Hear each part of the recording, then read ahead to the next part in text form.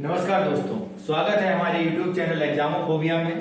और मैं धर्मेंद्र आपके लिए लेके आता हूं अपनी जीएस की सीरीज। और जीएस की सीरीज में जैसे कि आप लोग जानते हैं, हम लोग करंट अफेयर की क्लासेस चल रही है और हमारा ज्योग्राफी का क्लास चल रहा है। लास्ट क्लास में हम लोगों ने भारत का विभाजन देखा था, फिजिकल क्लासिफिकेशन ऑफ इंडिया, यानी भारत का भौतिक विभाजन, जिसके अंतर्गत हम लोग ने देखा था कि भारत का फिजिकल आइडेंटिटी कैसी है।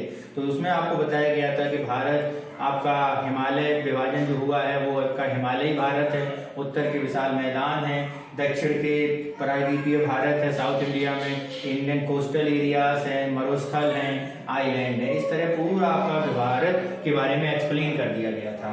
ठीक है, जैसे एक बार हम फिर से अगर चाहें तो देख लेते हैं कि ये आपका ये वाला एरिया क्या है, हिमालयी रीजन है। ये वाला आपका पूरा एरिया गंगा और यमुना और ब्रह्मपुत्र का दोआब क्षेत्र, आपका उत्तर के विशाल मैदान है। ये समुद्री रीजन है, आपका कोस्टल एरिया था। यहीं पे इधर बता दिया गया था आपका प्रायद्वीपीय भारत साउथ इंडिया में, और ये आपके आइलैंड थे। ठीक है, ये आपके क्या थे, आइलैंड थे। तो इस तरह, और इस तरफ आपका था थार का मरुस्थल यानी मरुस्थलीय भारत। तो इस तरह हम लोगों ने भारत का विभाजन के बारे में बताया था। और आज जो हमारा टॉपिक है अगला, काफी महत्वपूर्ण टॉपिक है, वो है भारत की जलवायु। कौन सा टॉपिक है बच्चों? भारत की जलवायु। भारत की जलवायु, जरा इसके बारे में देख लेते हैं। भारत की जलवायु क्या है, यानी climate of India. Climate of India, climate of India के बारे में जरा देखते हैं, क्लाइमेट क्या होती है और जलवायु क्या होती है। ठीक है, तो जरा देखते हैं क्लाइमेट ऑफ इंडिया के बारे में। क्लाइमेट ऑफ इंडिया के बारे में अगर हम देखें तो क्या है, पहले ये शब्द जरा देखिए, क्लाइमेट, या इसे अगर हिंदी में हम देखें तो इसे क्या बोलते हैं, जल वायु। क्या बोला, जल और वायु, यानी वह क्षेत्र जो किससे इफेक्टिव होता है, किससे प्रभावित होता है, जल से और वायु से। ठीक है, किससे, जल से और वायु से। यानी वह रीजन, यानी ये जो क्षेत्र है वो किस किस से प्रभावित होगा।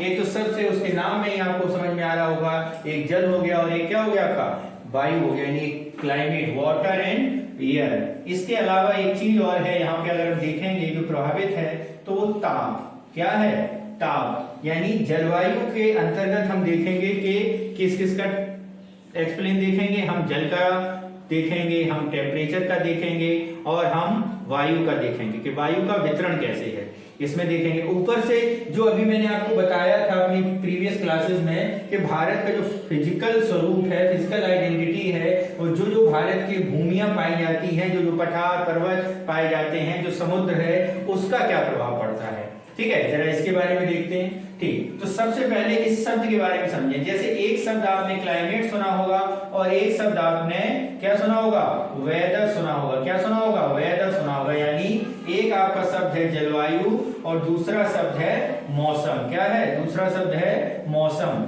तो अच्छा, जरा दिमाग लगा के बताना या सोचना इस पर, क्या जलवायु और मौसम क्या एक से शब्द हैं, क्या दोनों एक दूसरे के सिनोनिम्स हैं? ज्यादातर हम लोग क्या कहते हैं, मौसम और जलवायु क्या एक से शब्द है? जरा ध्यान से सोच के बताना कि मौसम का अध्ययन करें या जलवायु का अध्ययन करें तो इसमें क्या क्या डिफरेंस है मौसम और जलवायु, जरा इसका देखते हैं। तो जरा पहले हम देख लेते हैं पहला कंडीशन। पहली बात यह है कि मौसम और जलवायु आर नॉट इक्वल, एक सी चीजें नहीं है। क्या है, एक सी चीजें नहीं है। ठीक है, तो जरा देखो क्या अंतर है। सबसे बड़ी बात यह है कि जलवायु जो है वो, मौसम जो है, पहले मौसम के बारे में देखें। मौसम जो है वो आपका कम समय में होने वाले परिवर्तन के अंतर्गत हम देख सकते हैं। जैसे हम बात करें भारत के बारे में बात कर लें या जनवरी माह के बारे में बात कर लें, दिसंबर के कोई एक मंथ आप चुन लीजिए। जैसे इस समय दिसंबर चल रहा है तो दिसंबर में हमने चुना, तो जरा दिसंबर जब हम चुनते हैं तो हम कहें क्या यहाँ पर इस समय का मौसम कैसा है, कैसा मौसम है, सर्दी है या गर्मी है, कैसा मौसम है, सर्दी है ना, यहाँ सर्दी है। अब सर्दी के मौसम में क्या ऐसा मौसम, इसमें सर्दी में आप जैसे दिन में बहुत सूर्य की गर्मी बढ़ जाए, सूर्य का टेम्परेचर बढ़ जाए तो क्या होगा, सूर्य का टेम्परेचर बढ़ जाए तो क्या होगा, सूर्य का टेम्परेचर बढ़ जाता है तो सर्दी के मौसम में क्या रात में आप एसी चलाने लगते हैं, नहीं चलाते हैं ना। यानी मौसम जो है वो तुरंत परिवर्तित नहीं होता है। क्या है? मौसम जो कि तुरंत परिवर्तन, इतना परिवर्तन नहीं कर सकता है जिससे आपका एकाएक जीवन शैली बदल जाए। समझना ध्यान से, मौसम कोई भी ऐसा परिवर्तन मौसम में अचानक नहीं हो सकता जिससे आपकी क्या हो जाए, पूरी जीवन शैली बदल जाए। दिन में आपको गर्मी लगी तो रात में आपने क्या कर लिया, रात में आपको सर्दी लगी तो दिन में आपने एसी चला लिया, ऐसा नहीं है। यानी ये जो मौसम है वो बहुत थोड़े समय के लिए या परिवर्तन, इतना परिवर्तन नहीं कर सकता है जो हमारी जीवन शैली को ही बदल दे। समझ में आया? यानी किसी भी देश की जलवायु, क्षेत्र की जलवायु, राज्य की जलवायु, किसी भी महाद्वीप की जलवायु क्या होती है, एक ऐसी जलवायु वह होती है जो क्या कर देती है, जो परिवर्तन करती है आपके रहने के तरीके में, आपके रहन सहन में और आपकी जीवन शैली में। जबकि मौसम क्या है, मौसम थोड़े समय में परिवर्तित होता है लेकिन इतना धुआंधार परिवर्तन नहीं कर सकता, इतना बड़ा परिवर्तन नहीं कर सकता कि जैसे पता चला कि मई जून में टेम्परेचर 48 और उसी मई जून की रात में टेम्परेचर -10 रह जाए, ऐसा नहीं है। यानी मौसम में परिवर्तन क्या होते हैं, हो जाते हैं अचानक। जैसे मान लो मई जून में क्या है, मई जून में हम देखते हैं मार्च के महीने में आंधी तूफान ये सारी चीजें आती रहती हैं, वर्षा भी हो जाती है। तो क्या वो उसकी वर्षा में इतनी ठंडक दे देती है कि हम रात में रजाई ओढ़ते हैं, ऐसा नहीं है ना। यानी मौसम में परिवर्तन होते हैं, टेम्परेचर के कारण, वर्षा के कारण, सूर्य के प्रकाश के कारण परिवर्तन हो गए, लेकिन उस परिवर्तन का इतना इफेक्ट नहीं होता है कि जिससे हमारे जीवन की पद्धति ही बदल जाए। पता चला कि मार्च के महीने बारिश हो गई, शाम को हमने स्वेटर निकाली, ऐसा नहीं। या फिर आज इतनी धूप हो जाए और मैं स्वेटर उतार के आपको पढ़ाने लगूं, ऐसा नहीं होता है। परिवर्तन, मौसम में परिवर्तन तो होता है लेकिन वो इतना बड़ा आमूलचूल परिवर्तन नहीं होता है जो कि आपकी जीवन शैली बदल दे। जबकि जलवायु में यही परिवर्तन, जैसे कि मौसम में एक बड़े परिवर्तन हुए, मौसम में परिवर्तन हुआ 1 साल 2 साल 3 साल ऐसा हमने चेक किया, और जलवायु का जब हम अध्ययन करते हैं तो यही परिवर्तन जब बड़े पैमाने पर अध्ययन किए जाते हैं, यानी बड़े समय अंतराल पर, यानी इनके जलवायु का मतलब क्या हो जाता है, बड़े समयांतराल में जब इसका अध्ययन किया जाता है, यानी लंबे समय तक यदि हम मौसम का अध्ययन करें तो हम समझिए क्या पता कर रहे हैं, हम उस क्षेत्र की जलवायु के बारे में पता कर रहे हैं। यानी आप बात समझे क्या, मौसम जो होता है वो छोटे समय में, कम समय में होने वाले परिवर्तनों के अध्ययन को कहा जाता है। जलवायु क्षेत्र में होने वाले परिवर्तनों के एक लंबे समय तक किए गए अध्ययन को क्या कहते हैं, हम जलवायु कहते हैं। अंतर समझ में, कम समय में हुए परिवर्तन, ज्यादा समय में हुआ परिवर्तन क्या हो गया, जलवायु हो गया। कम समय में हुआ परिवर्तन क्या हुआ, मौसम हुआ। समझे?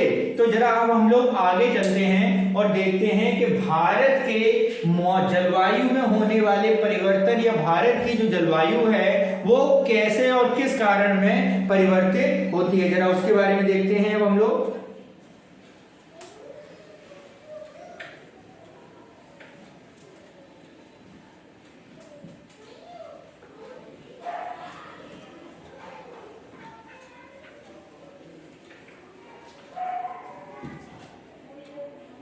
ठीक है, तो भारत के जलवायु में होने वाले परिवर्तन या भारत की जलवायु को प्रभावित करने वाले कारक के बारे में अगर हम देखें, प्रभावित करने वाले कारक, इफेक्ट कारक क्या है, प्रभावित होने करने वाले कारक के बारे में देखें, या किन किन कारणों से भारत की जलवायु प्रभावित होती है उसके बारे में अध्ययन करते हैं। तो सबसे पहला कारण हम देखते हैं, भारत की जलवायु जो परिवर्तित होती है उसका पहला कारण क्या है। तो सबसे पहले आपने क्या पढ़ा था, सबसे पहला आपने भारत के भौतिक विभाजन में क्या देखा था, पर्वतों की स्थिति। क्या देखा था,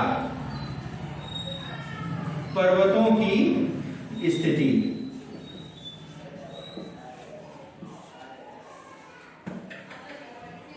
पर्वतों की स्थिति, जरा इसके बारे में देखें, पर्वतों की स्थिति में क्या है। तो पर्वतों की स्थिति में हम लोग देखते हैं कि भारत में कौन कौन से क्षेत्र हैं, यहाँ पे ऊंचे ऊंचे पर्वत हैं। जैसे सबसे बड़ी बात कर ले तो हिमालयी क्षेत्र है, ठीक है, क्या है, हिमालयी क्षेत्र है। तो हिमालय बहुत ऊंचाई पर स्थित है, ठीक, हिमालय हो गया। तो हिमालय का हम लोगों ने विभाजन किया था 1 2 3 4, इस तरह हिमालय का विभाजन हमने 4 पार्टों में कर दिया था, ठीक है ना। यानी ट्रांस हिमालय, ग्रेट हिमालय, मध्य हिमालय और शिवालिक हिमालय। तो इस तरह हमने हिमालय का विभाजन किया था। यानी कुल मिला के ये जो रीजन है ये काफी ऊंचाई पर स्थित रीजन है, और ये जो रीजन है ये कुछ किसी से हमारी रक्षा करता होगा। तो अगर हम देखें वर्ल्ड मैप में अगर हम जाएं तो देखेंगे कि भारत के उस तरफ क्या है, पामीर का पठार है, और आगे चीन है, और उसके ऊपर क्या है, रसिया है, क्या है, रूस है। तो आपको पता होगा कि रूस में हमेशा टेम्परेचर ज्यादा बना रहता है, -45 -39 इतना टेम्परेचर 55 के करीब बना ही रहता है। तो क्यों बना है, वहां पूरी बर्फ की चादर है। जब बर्फ की चादर से आने वाली हवाएं भारत की तरफ आती हैं तो उन्हें कौन रोकता है, रूस से आने वाली साइबेरियन हवाएं जिसे हम लोग कहते हैं, कौन रोक रहा है, हिमालय रोक रहा है। अगर ये हवाएं सीधे भारत में आ जाएं, सपोज दैट मौसम के बारे में अगर हम देखें और देखा गया कि भैया ये मौसम दिसंबर जनवरी में हवाएं आ गई, तो हवाएं जब इधर से गुजरेंगी तो पता चला कि पूरा क्षेत्र, अब हम गर्मियों में कैसे रहते हैं, गर्मियों में एक कपड़ा पहन के रहते हैं, आ गई साइबेरियन हवाएं, एकदम टेम्परेचर घटा दिया, और पता चला सब सूती कपड़ों में जहां से वो गुजर रही है वो पूरा क्षेत्र एकदम शमशान बदल जाएगा।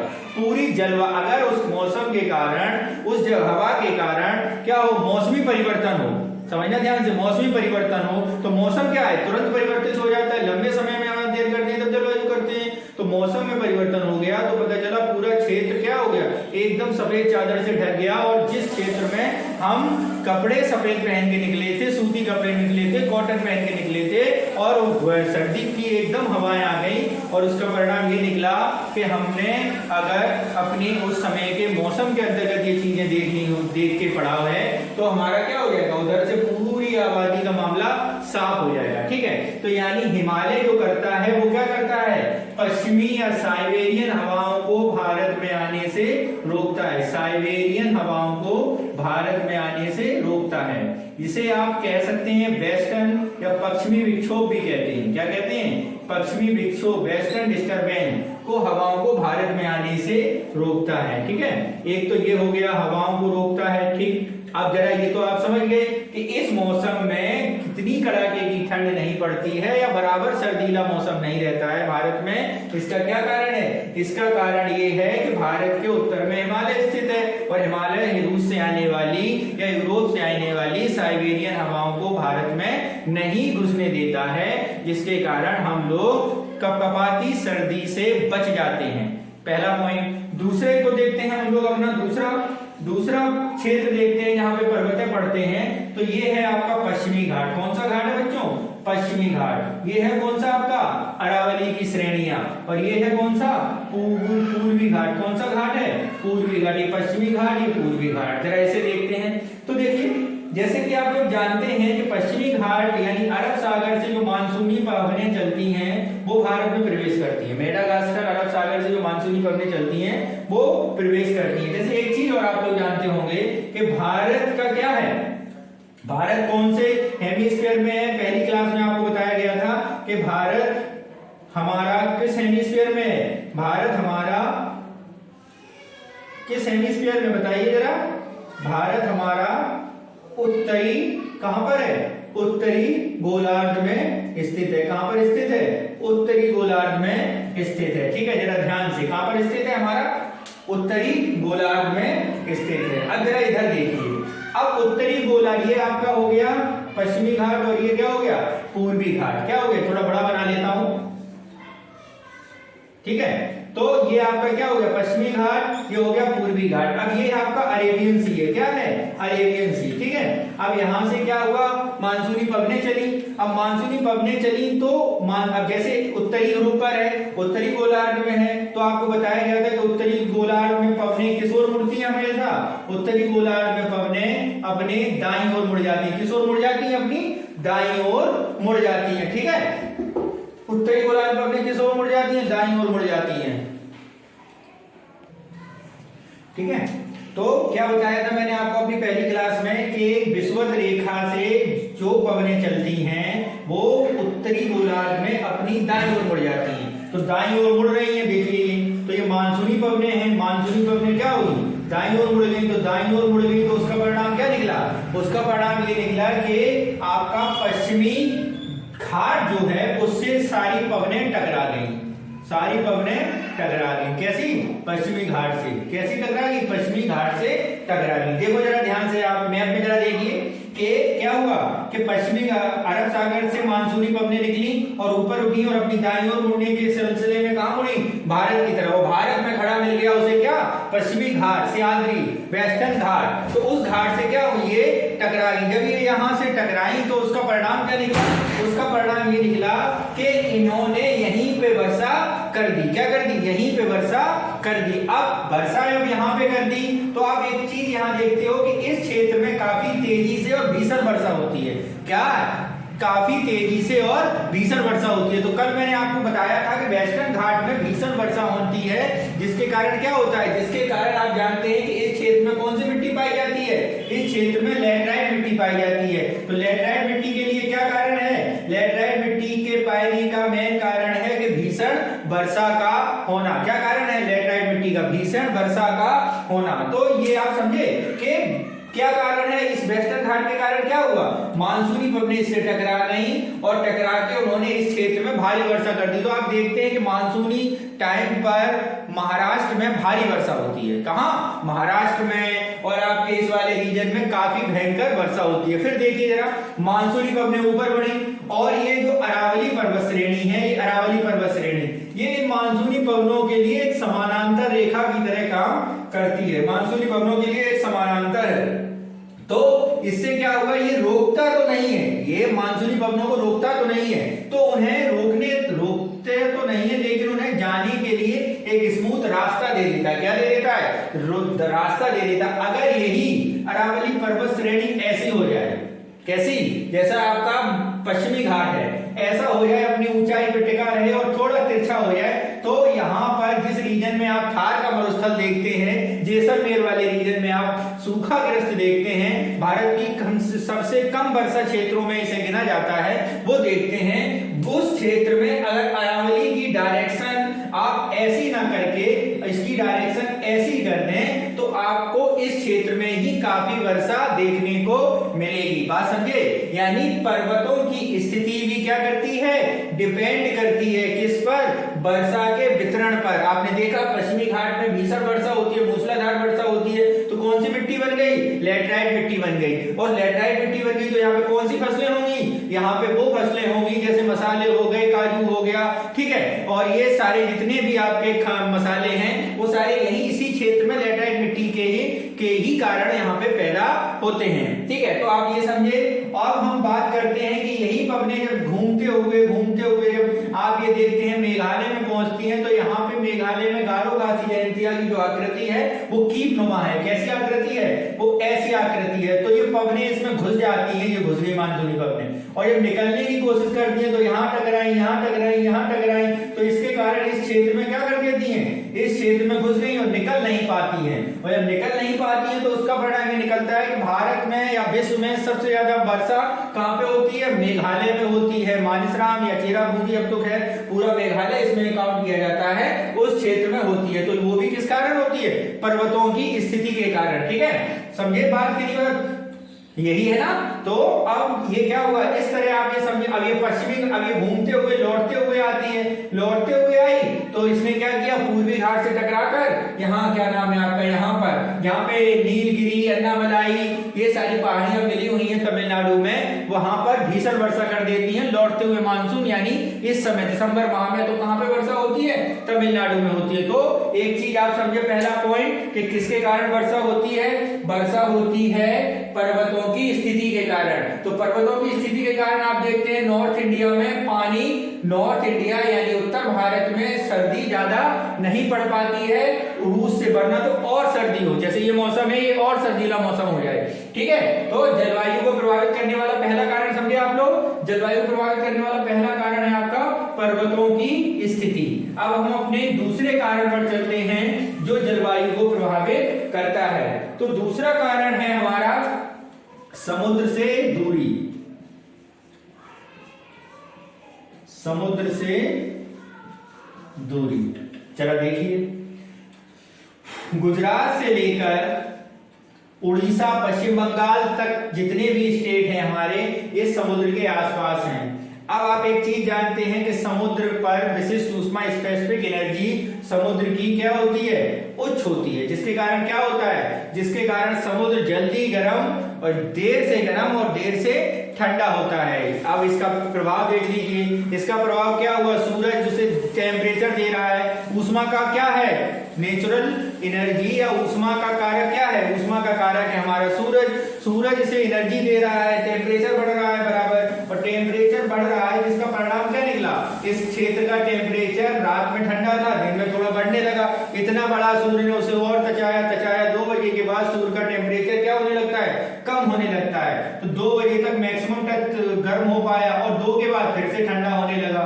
2 के बाद क्या होने लगा, फिर से ठंडा होने लगा। अब इसके जो फिर से ठंडा होने के कारण इसके जो आसपास का क्षेत्र है, जैसे आपका महाराष्ट्र हो गया, गोवा होगा, कर्नाटक हो गया, केरल हो गया, तमिलनाडु हो गया, आंध्र प्रदेश हो गया, गुजरात हो गया, उड़ीसा हो गया, वेस्ट बंगाल हो गया, इस क्षेत्र में आप देखते हैं तो ज्यादा ना गर्मी पड़ती है ना सर्दी पड़ती है। समझे बात, ना इस क्षेत्र में ज्यादा गर्मी पड़ती है और ना सर्दी पड़ती है।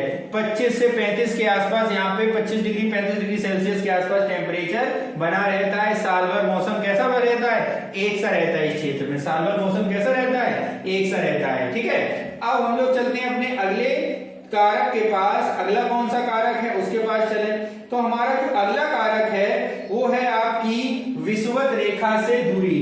तीसरा कारक क्या है, विषुवत रेखा से दूरी, इक्वेटर से दूरी। जरा इसके बारे में देख लेते हैं, विषुवत रेखा से दूरी। ये रहा आपकी पृथ्वी, ये रहा आपका इक्वेटर, ये रहा आपका कर्क रेखा, ट्रॉपिक ऑफ कैंसर, और ये रहा आपका भारत। देखो जरा, यानी विषुवत रेखा ये है, विषुवत रेखा के पास साउथ इंडिया है या नॉर्थ इंडिया है। देखो आप जरा मैप से ही पता चल जाएगा, कोया है ये पास में, साउथ इंडिया। तो आप देखते हो, और एनर्जी साल भर एक सा टेम्परेचर या साल भर सबसे ज्यादा सूर्य की ऊर्जा किस पर रहती है, साल भर सूर्य सीधा किस पर चमकता है, इक्वेटर पर चमकता है। इसी के कारण देखते हो कि इक्वेटर पे साल भर टेम्परेचर एक सा बना रहता है। तो वहां पे जितने भी सारे देश हैं वो देश की जलवायु उष्ण जलवायु है। जैसे आपका अफ्रीका कॉन्टिनेंट हो गया, उस देश की जलवायु कैसी है, उष्ण जलवायु है। ठीक है, तो ये वही कारण करता है, इसका परिणाम यही निकलता है। और सूर्य से इधर आ जाओ तो यहाँ पर तमिलनाडु, केरल, ये सूर्य के पास है, वो सॉरी इक्वेटर के पास है। तो यहाँ पर टेम्परेचर कैसा रहता है, यहाँ पर टेम्परेचर ज्यादा रहता है। कैसा रहता है, ज्यादा रहता है। इसके बाद अगर हम बात करें टेम्परेचर, और नॉर्थ इंडिया में क्या पोजीशन है, नॉर्थ इंडिया में अगर हम बात करें तो नॉर्थ इंडिया में टेम्परेचर आपका कैसा रहेगा, नॉर्थ इंडिया में सूर्य से विषुवत रेखा से दूरी होने के कारण वो इतना टेम्परेचर उसका नहीं रहता है। समझिए बात। तो यहाँ पर क्या है, यहाँ पर जो जलवायु है वो सूर्य से दूरी होने के कारण यहाँ पर आप देखते हो काफी इफेक्टिव रहती है। हम लोगों की बात कर लें तो यहाँ पर ज्यादा टेम्परेचर रहने के कारण, जलवायु ज्यादा विषुवत रेखा के पास होने के कारण यहाँ पर जो लोग होते हैं उनकी स्किन कैसी होती है, ब्लैक कलर की होती है। और नॉर्थ इंडिया में स्किन ज्यादा लोगों की ब्लैक कलर की नहीं होती है। ये भी एक रीजन के तौर पर आप लोग देख सकते हैं, यानी विषुवत रेखा से दूरी। ठीक है, अब इसके बाद अगला जो है, अगला उससे जरा बात कर लें। अगला जो हमारा आता है, अगला जो हमारा आता है वो होती है समुद्र तल से ऊंचाई। तो एक सीधा शब्द लिख देते हैं, ऊंचाई। यानी किससे ऊंचाई है ये हमारी, समुद्र तल से। किससे ऊंचाई है, समुद्र तल से ऊंचाई। तो देखिए समुद्र तल ये रहा, समुद्र तल से ऊंचाई की बात कर लें तो समुद्र तल से अगर हम बात करें, यहाँ पे लैटिट्यूड ही ले लें। एक लैटिट्यूड पे स्थित 2 क्षेत्र देख लेते हैं, एक लैटिट्यूड पे स्थित 2 क्षेत्र देख लेते हैं। जैसे लुधियाना दिल्ली देख लें, ठीक है, आपका क्या कहते हैं भटिंडा शिलोंग ही, शिमला ही देख लें। तो भटिंडा शिमला ही देख लेते हैं तो 2 लैंगिक एक ही लैटिट्यूड पर स्थित है, लेकिन उनकी हाइट क्या है, अलग अलग है। हाइट क्या है, अलग अलग हाइट पे स्थित होने के कारण आप ये देखते हो कि शिमला में बर्फबारी होती है और भटिंडा में बर्फबारी नहीं होती है। क्यों, इसका मेन कारण ये है कि ये जो है समुद्र तल से इसकी ऊंचाई कैसी है, एक सी नहीं है। कोई समुद्र तल से ज्यादा ऊंचाई पर स्थित है, जो ज्यादा ऊंचाई पर स्थित है तो वहां की जलवायु ठंडी जलवायु है। जिसकी समुद्र तल से कम ऊंचाई पर स्थित है वहां की जलवायु थोड़ी शुष्क जलवायु है, गर्म जलवायु है। ठीक है, तो ये तो हो गया आपका समुद्र तल से ऊंचाई। नेक्स्ट और आपका आता है मानसून। कौन सा आता है, मानसून। जरा उसके बारे में देखते हैं। तो मानसून के बारे में जैसे मैं आपको पहले भी बता चुका हूं कि पश्चिमी घाट के कारण यहाँ पे ज्यादा वर्षा हो जाती है मानसूनी पवनों के कारण। ठीक है, अरावली के कारण ये समानांतर चली जाती है तो थार का मरुस्थल बनता है। ऐसे ही ऊपर जाती हैं तो हिमालय से टकरा कर वापस लौट आती हैं, तो इस रीजन में काफी वर्षा करती हैं। ठीक है, गोरखपुर वाले रीजन में ज्यादा वर्षा करेंगी और यहाँ पर दिल्ली के आसपास या मथुरा के क्षेत्र में आपको उत्तर प्रदेश में कम वर्षा करती हैं। क्यों? क्योंकि पर्वत बीच में यहाँ पे ऐसा कर देता है कि उन्हें नीचे की तरफ धकेल देता है। ऐसे ही क्या है, ऐसी बंगाल की खाड़ी से उठने वाले monsoon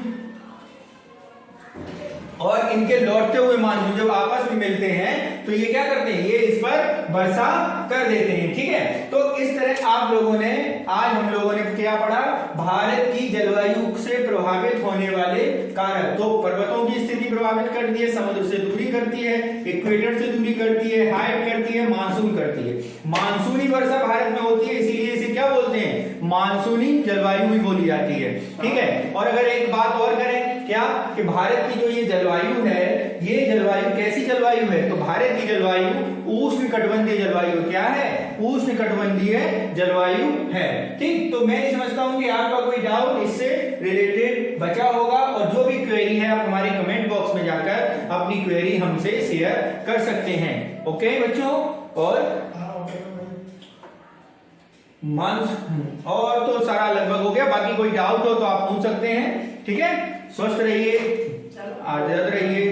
thank you very much. जय हिंद।